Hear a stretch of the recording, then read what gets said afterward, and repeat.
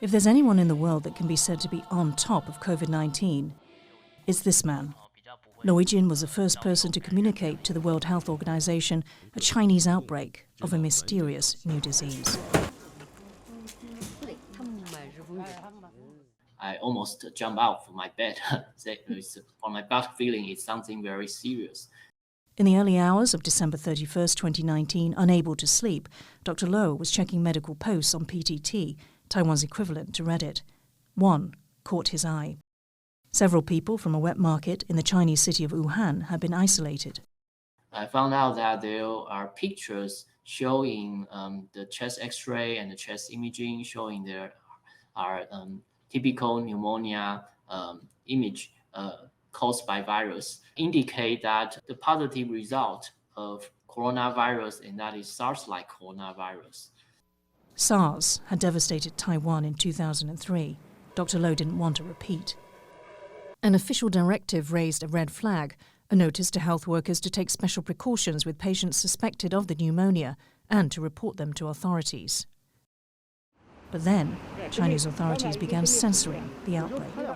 On January 4th, Wuhan Central Hospital Dr. Li Wenliang was arrested for spreading rumors. 他应该也考虑到一些各方面的事情，但是还是把它说出来，就提醒广大市民。所以，我觉得他是比较勇敢，然后真正的为民着想的一个人吧。Two doctors separated by the Taiwan Strait, both of whom raised the alarm, yet their fates couldn't be more different. Li died from COVID-19 on February 7th, aged just 34. Later on New Year's Eve, Dr. Lo attempted to alert the world. Taiwan isn't a member of the WHO, but it emailed the peak body about the reports of an atypical pneumonia. Unfortunately, WHO only replied to us with very few words, saying they forward the information to relevant colleagues, and no further response after that. One case was a Chinese woman whose only link to the market was through her husband. Dr. Lo suspected there had been human-to-human transmission. This was confirmed by Taiwan experts dispatched to Wuhan on January 13th. With the Lunar New Year just days away, Taiwan began screening and quarantining passengers from Wuhan. A ban on all travellers from China followed. It wasn't until March 11th, 2 months later, that the WHO declared the coronavirus a pandemic. By then, China had more than 80,000 cases and 3,000 deaths. Taiwan recorded 49 cases and 1 death, despite being just 130 miles away from China.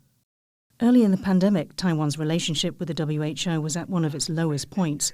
Assistant Director Bruce Aylward reveals just how bad it was in an interview with public broadcaster Radio TV Hong Kong. Because I'm actually curious on talking about Taiwan as well, on Taiwan's case.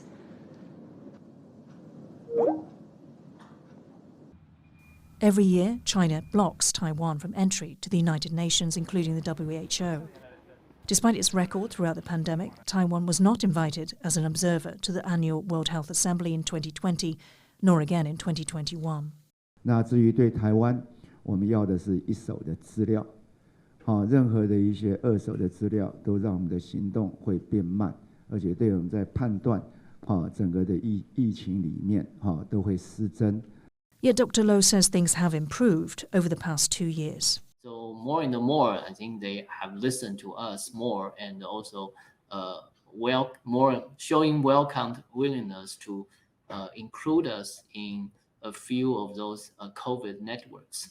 But still, it's far away from complete or full participation.